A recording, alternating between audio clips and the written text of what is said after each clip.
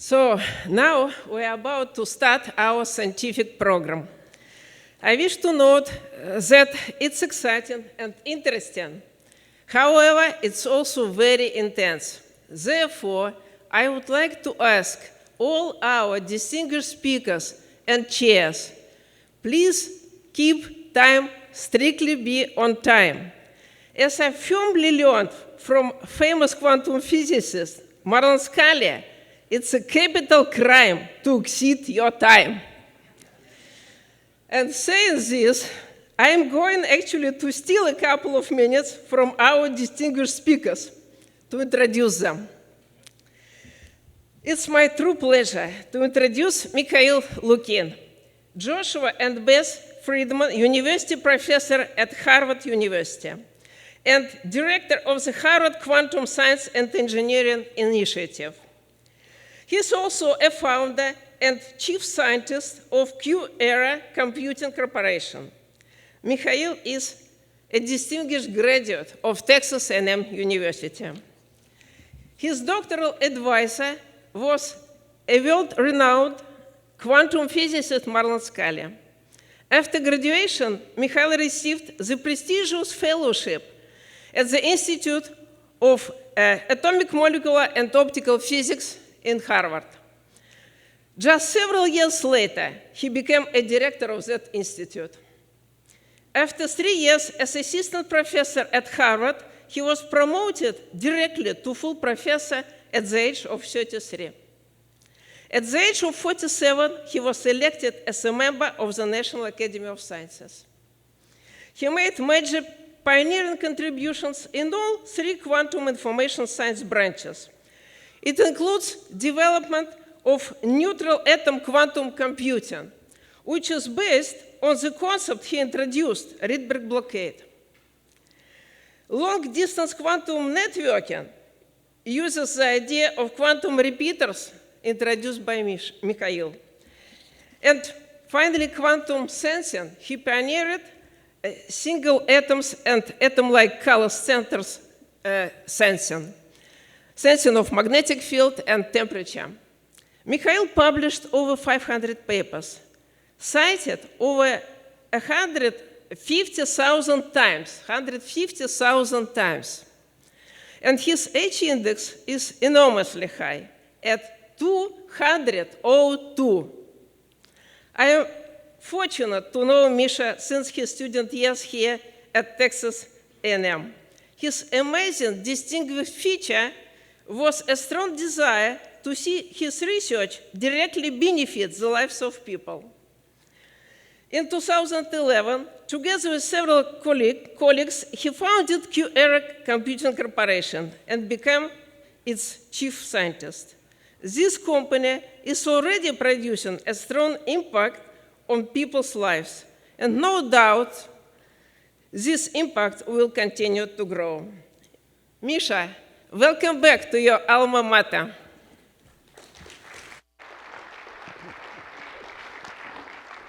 Thank you all. This is incredible. Okay, so it's a huge honor and also a responsibility to open this very special event. And moreover, I was asked by Olga to give a talk which is kind of publicly accessible, but also interesting for experts in the audience, and there are many of them here, in Texas. So I want to start with a picture, going back 30 years ago here in College Station. I must say it was an incredible time. It was just after the end of the Cold War. This was a time of opportunity. And Marlon and his group attracted really truly amazing individuals many of them who went on in different areas in different careers and made a huge impact around the world. So, looking back, 30 years later, certainly, what happened at the time was transformative for the world. Not our hopes were realized, and there are many challenges around us still in the world we live, but nevertheless, it was clear, it is clear that these times were transformative. In the same kind of spirit, what I'm thinking in this era of quantum, we are now entering these truly transformative times. So what I would like to do is to give you a little bit of a sense why this is the case. And for that, I want to go back kind of 40 years ago, where people started to realize, thanks to the rapid progress of semiconductor technology development, that that ultimate elements of transistors, processors, sensors will ultimately be of quantum size. And at this point, they start obeying the laws of quantum mechanics, which are very different from the laws of everyday life by which we live. So in particular, in the quantum world, systems can be in superpositions of several different states, or they can be in several different places at once. So things like what's shown on these pictures is actually possible in the quantum world. It's very odd, very strange, but at the same time, thanks to over the 100 years of experimentation, at a microscopic scale, we know that these effects are true. And if you would like to know the evidence of that, there is at least 100 years of Nobel Prizes given for this fundamental, probing these fundamental quantum features. Some of this fundamental work actually has been done on entanglement, has been done at Texas A&M, and I see Ed here, who has done pioneering experiments, for example, on probing Bell's inequalities. So all of that, kind of converged maybe 4 decades ago, and people started to think, okay, so this is a challenge that, you cannot use classical laws, so things like Moore's law might not be valid anymore, but actually it is also an opportunity. And this gives rise to this kind of ideas of building quantum computers. So what is quantum computer? So quantum computer is a device which is capable of processing the information based on these laws of quantum mechanics, which are fundamentally different from every computer which has existed today. And so in this quantum computer, the bits of information, zeros or ones, are replaced by something which is called quantum bits. And these quantum bits can be in superposition of several different states at once. And so it turns out that when you actually take many of these quantum bits together, some magic happens. So in particular, what happens is that at this point, the quantum state can be represented with this, superposition, can actually encode and process exponentially many kind of classical inputs at once. So that's this idea of quantum parallelism, and it leads to this kind of concept of quantum advantage. So if you can encode the information into quantum mechanical state and process them with the laws of quantum mechanics, for certain tasks, if you do it correctly, potentially you can have, exponential advantage in compute power. So this stimulated people to think about whether such quantum computers can ever be built, and this is actually one of the pioneers in the field, Richard Feynman, and he wrote these famous words at some of his lectures: if we are ever more ridiculous, later, and consider bits written onto one atom at a time at stand of 10 to the 11 atoms, as it was the case, such nonsense is very entertaining to professors like me, and I hope you will find it entertaining too. So fast forward 40 years later, there are many systems in which you literally write the information into single atoms and couple these atoms together and process this information. And where the field is, sometimes I kind of call it quantum rivalry. So it now is a loaded term. It can be understood. So the nations that compete for this quantum supremacy, different platforms. But actually, it's much more fundamental. So it's really a competition of two forces of nature. And one of the forces is controllability. To really take advantage of these things, we have to isolate these quantum systems one at a time and kind of couple them together in a controlled way. But at the same time, we need to scale these quantum systems, have many of these qubits, talking to each other in this controlled fashion. And as we know from everyday world, quantum systems do not like to be in this big systems do not like to be in superposition of the states. All objects around us is classical, and there has a reason. I will come back to that.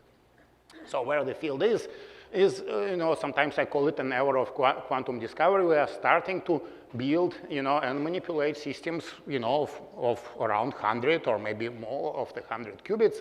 And these systems can just enter the area where they can do algorithms, which just go beyond what current classical computers do. And we are starting to use the systems for testing and implementing some algorithms and exploring applications. And also we learn from these experiments to how to build bigger and better machines. So one of the key challenges, in this journey is precisely connected to the fact that big systems don't like to be quantum. And operationally, in quantum computing, one could say that this can be viewed as resulting from errors in quantum operations. So in most of the state-of-the-art system, in all of them, actually, the current errors, constitute something like 1% or a fraction of a percent per operation. So it's actually amazing already that one can do it like this. 20 years ago, there was no system capable of doing this like this. But to really realize full potential of quantum computers, you need this error to be much, much smaller, like part in billion or less, So people realized it, and around 30 years ago, there was a broad skepticism among the experts in this field that quantum computers can ever be built. And that's where this idea of quantum error correction emerged. So, and the fact, quantum error correction uses redundancy, like many of the classical systems, and should be actually here, Texas A&M's engineering school, they know what redundancy is. But actually in quantum world, using this redundancy is extremely non-trivial. So for example, quantum state, unknown quantum state cannot be copied. There is something which is called no cloning theorem. So moreover, if you measure quantum state, you collapse, the state. So that's another reason. So basically, for this reason, even mere theoretical idea that you can actually do error correction in quantum world is actually extremely non-trivial and very, very fundamental. So it turns out you can do quantum error correction. And the way how you do it, you basically spread information around between many physical qubits to form what's called logical qubit. And this non-locality, which actually is in a form of entanglement, basically can be used to make these qubits robust. So you can make local measurements to actually detect if you made errors and correct them. And basically by being delocalized, these logical qubit degrees of freedom become hard to accidentally manipulate. So these ideas are by now 30 years old, and actually only now we really start to explore, their, potential in the lab. And the reason is that actually it turns out implementing error correction is very hard. So you need this redundancy, you need to prepare these, sophisticated entangled states before you even start doing any kind of quantum operations. And up until very recently, these kind of experiments were confined to a small number of very small, what we would call logical qubits, which have use very small redundancy. So around that time, 1995, I was here, and in Marlan's group, we actually have been working on atomic coherence phenomena. So basically, in effects involving coherence in atoms. And this is, here we're, celebrating in front of Marlan's office, 20 years of that time. So it actually turned out remarkably that these ideas, which, we started to explore in various ways at the time, are now playing a central role in actually experimentally implementing and addressing this error correction frontier. So the reason why this is the case is that atoms, in particular neutral atoms, are very natural qubit candidates, and it's simply because you can have a lot of these atoms, around us, in this room there are a lot of atoms and molecules. Of course, these atoms and molecules move very fast, but there are now, techniques which allow us to use laser light to essentially slow them down, bring them almost to the standstill. And in this kind of a picture, so this is a picture of this, atoms nearly motionless, which is at the heart of many of the experiments which we are doing. And actually in this picture are 10 million atoms. So if you could control and isolate each of these atoms, this could correspond to a 10 million qubit system, which would be really truly unprecedented. So what it really, this point, shows that this source of this cold, nearly identical neutral atoms is essentially unlimited, and all you need to do is really to control them. And we use optical techniques to actually isolate and control these atoms. So the way how we do it is we basically take a bunch of laser beams and focus them very tightly. And what they do is they create these so-called optical tweezers. They basically, create traps which attract these atoms to the center of their highest intensity. And at this point, you can actually isolate and detect individual atoms. So, for example, in this picture, what is shown is some of these traps are filled and some of the empty. That's typical state with which we start. But because now we can isolate these atoms, we can literally image them and figure out which traps are full and which not, and remove this entropy from the system and rearrange, for example, create a perfect, artificial crystals of the atoms. So to make them talk to each other, what we do is we actually change the internal state. We excite them into the Rydberg state, and in this way, the atoms, we can do quantum logic, we can entangle them, and we can do quantum operations. And this is kind of an effort started, almost, kind of after my last visit to Texas A&M. It's in collaboration with my colleagues at Harvard, at MIT, Vladan Vuletic and Marcus Greiner.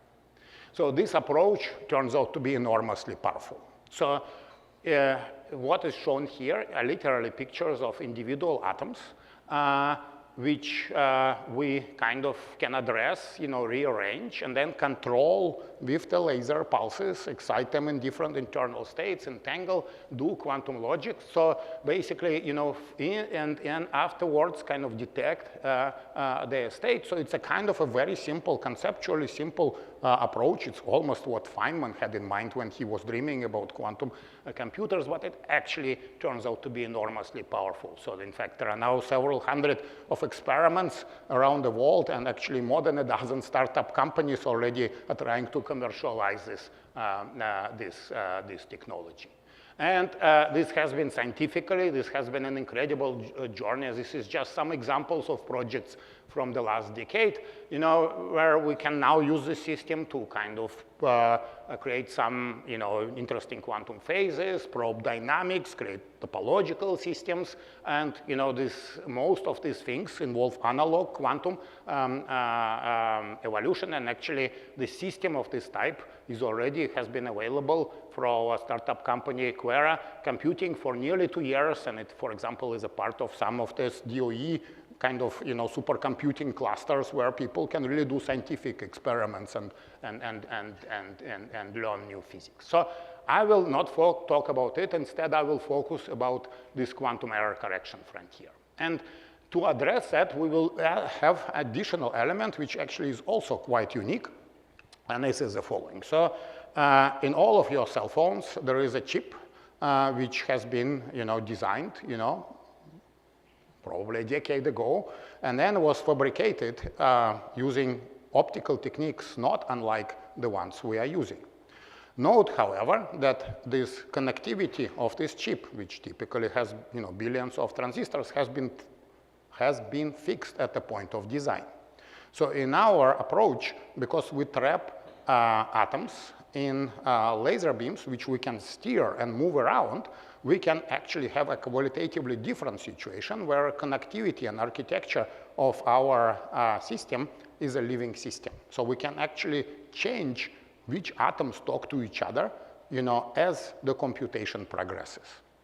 So this is done by encoding the information in a long-lived hyperfine states of atoms, which then can be moved around, and only when we want to basically entangle them, we excite them to this Rydberg state. So this has several opportunities. One is that this kind of system can have non-local connectivity, but in particular, it features this parallel, very efficient classical control, which I will kind of talk about. So in addition to that, over the last few years, there has been amazing scientific progress on the technical side. So in particular, things like high fidelity quantum operations, which actually use some of these ideas and techniques which we worked with Marlon and colleagues 30 years ago, for example, adiabatic passage. So the use of large scale kind of optical holography techniques to, for example, address hundreds of atoms, and techniques involving, for example, readout, not destructive readout of atoms in the middle of the computation, where in our approach what we can do, we can just take some atoms, move them to this readout zone, read them out while the rest of the atoms preserving coherence. And all of that about 2 years ago resulted in what we call the first logical quantum processor. Logical here means that we'll be using control over logical degrees of freedom, protected, error-corrected degrees of freedom compared to the physical degrees of freedom. So this actually starts looking like a computer. So in fact, this kind of zoned architecture involving storage, entangling zone, and readout zone is not unlike the first examples of the classical CPU architecture. There is something called von Neumann architecture, and there is a version of that called Harvard architecture. And the key approach, the key idea here, as I already mentioned, is going kind of transitioning from controlling individual physical qubits to controlling individual logical qubits. And this is illustrated here. So basically, in these logical qubits, the quantum information is delocalized, which actually makes it hard to manipulate it.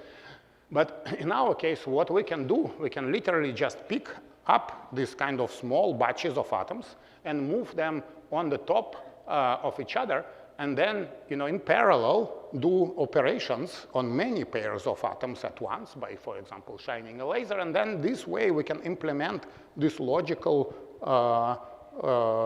this kind of quantum operations, quantum logic at this logical level with this kind of protected qubits. And so basically, the way, there are many advantages here, but the most important is that you can now start thinking about this, arrangements of these qubits, which encode this logical degree of freedom as a kind of big macro atom, which stores the information, and really manipulating this kind of, system at the time. So this is actually one of the most complex, things which we have done 2 years ago, for a time, and actually up until very recently, this was the most complex quantum circuit ever executed on a quantum computer. So what we hear, so these are literally individual atoms where we encode these logical qubits, and then we start entangling them in this hierarchical way. So actually, what this process does, it actually simulates a process similar to the black hole.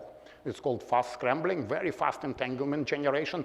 Then the only other system in the nature believed to be doing that is actually a black hole. So this kind of shows that this is already kind of really, we are starting to probe some exciting scientific frontier. And so this work at the end of 2023 started a series of experiments across different platforms and ion traps and superconducting qubits, which really kind of opened the door to this kind of quantum error correction frontier. And there is now some new theory, some new theoretical methods inspired by this work, new experiments, but also some quite complex demonstrations. So for example, our colleagues at Quera, led by Sergio, who's actually here in the audience, implemented something which is called magic state distillation. So this is actually quite advanced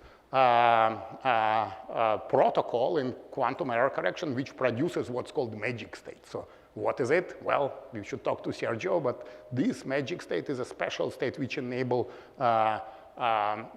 like universal deep scale quantum computing. So this has been done on a new query machine, and I would like to actually talk a little bit about it. It's called Gemini, and so this is actually our experiment at Harvard. You know, this is built by students and postdoc, and it was actually transformed in less than 2 years into this kind of system. And not only this system was actually operational, but it was shipped, you know, and delivered to the Japanese NIST.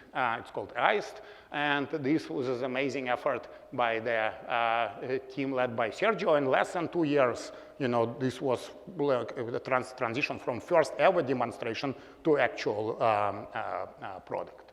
And, you know, there in Japan, you know, we use this to build an ecosystem, to build a group around it, and actually it's very exciting, involved both in kind of developing of applications, but also in R&D, you know, advancing this technology. So in this last few minutes, I would like to kind of bring you to the frontier of this, of the modern research. Now, in our lab, we are starting to think, you know, what would it take to really, you know, combine all of these elements to really represent a fully scalable quantum computer capable of doing what's called deep circuits, many, many steps of error correction. And this has several requirements. So first off, you need to have very low error rates to begin with to operate below threshold. You need to do efficient quantum logic. You need to be able to, you know, you do universal operation. But most importantly, you need to implement the evolution such that basically enables you coherent unitary dynamics at a logical level, while at the same time extracting entropy at the physical level. So it's almost mechanical engineering task, if you want, you know. And so basically, in this recent work, we actually implemented the first complete architecture. It's actually quite advanced experiments, which utilizes nearly 500 qubits.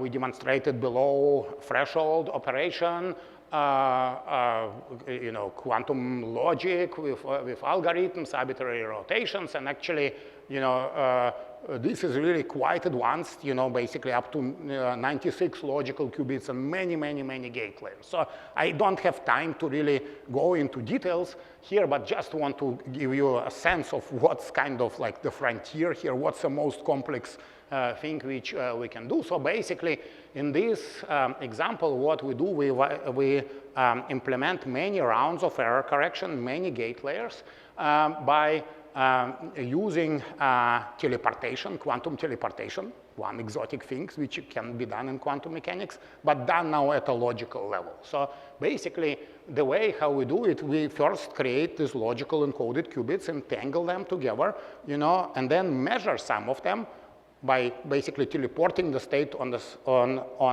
qubits which are in the memory, you know, and then reset these original qubits, you know, basically correct errors, and then entangle them again, and then the computation proceeds. So I must say, this is another of this, my kind of connection in Texas. So the first time I learned about quantum error correction was in 1996 from this gentleman who went on to become a professor and inventor of something which is called measurement-based quantum computing, Hans Briegel. And in fact, this method now utilizes this measurement-based quantum computing at a logical level. So what we do here, we encode some very sophisticated, here it's a you know, sophisticated quantum code, entangle this into so-called cluster states, measure some states in the qubits while preserving this kind of memory here. You know, and then once we measure, we correct the errors, you know, we extract entropy, we replace atoms, you know, we reset this register, and then keep on entangling that, and then basically proceed with this quantum evolution. And so with that, one can actually obtain very high fidelity after many steps of quantum operations. And this is kind of the picture of what's going on here. This is really the kind of a process in which you have this very low entropy unitary dynamics, but underneath it, under the hood, there is this very fast process going on, measuring qubits, extracting error syndromes, replacing, correcting errors. And we have basically demonstrated all elements here, except for eventually we run out of the atoms in our array. And this is something which we are also addressing. So in a separate experiment, we actually developed a technique to kind of run this system indefinitely, continuously. And this is done by essentially separating atom preparation and the science processing zone. So with this approach, we can actually maintain arrays over 3,000 qubits and can basically have very long kind of operation, maintain both coherence and population of these levels at this point classically. But this is, again, the picture from individual atoms, how this kind of 3,000 atom system operates. So we basically prepare chunks of between 500 and 600 atoms, load them in storage zone, and this computation proceeds. So I'm nearly running out of my time, but I want to take maybe 2 minutes to actually tell you about how potentially quantum computers can someday change the world. So the answer to this question is really we don't know, but we have some ideas. So quantum computers can help us understand and design new quantum materials. Quantum computers can help us to improve sensors and network systems better. They can help us understand chemical structure and processing. And of course, the most famous applications are in things like cryptanalysis and most recently in things like machine learning. So I'll just give 2 quick examples. One of them on the quantum simulation side, we recently did quantum simulation of the so-called Kitaev model. It's an exotic magnet where different qubits are talking to each other in this very anisotropic way. It was proposed 20 years ago, but has not been experimentally implemented and tested. And we implement this by moving atoms and rotating them and building kind of a quantum circuit which actually simulates this kind of unusual magnet. And it results in some exotic spin liquid. It's called non-abelian spin liquid topological state. You can also create fermions, excitations, which are fermions, and test their phase, and you can implement this kind of sophisticated digital Fermi Hubbard models. And I think this really is a basis, creates a foundation for really simulating complex models with non-local interactions and hopping, and this is relevant for both material science and high energy physics. My last example, and this is actually especially here for Marlon, and there's some confession I will have to make here. So involves application of quantum computers and networking for things like non-local sensing. And so, for example, if you want to build a telescope, an optical telescope, it pays off to separate the stations, to have wide aperture in order to be able to, basically resolve better the objects in this sky. And this actually, essentially is a phase measurement, is a non-local interferometer. And the only problem is that usually these objects you want to see, are very faint. They have very few photons. And so basically, in order to kind of observe them, so what you need to do, you need to take this light which you collect and basically interfere it at directly interfere it on the ground, which actually is challenging when these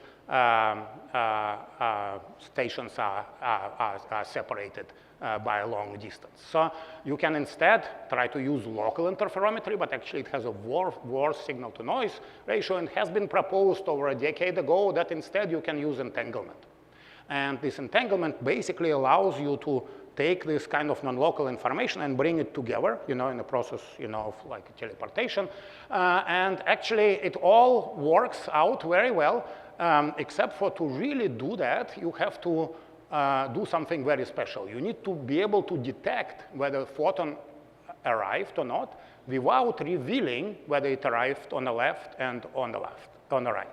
And so here is confession. During my time in Texas, a big part of a group of Marlon was working on something which is called quantum eraser, and I thought, okay, so this will never be useful in practice, It actually turns out that this quantum eraser is exactly the technique which allows you to basically kind of do this non-local interferometry. Yes. And then this is something which we actually demonstrated very recently. And in fact, this is really an exciting potential direction where you can start combining this kind of non-local interferometers with quantum computers to really detect some very weak signals which otherwise is impossible. So I think I used up my time.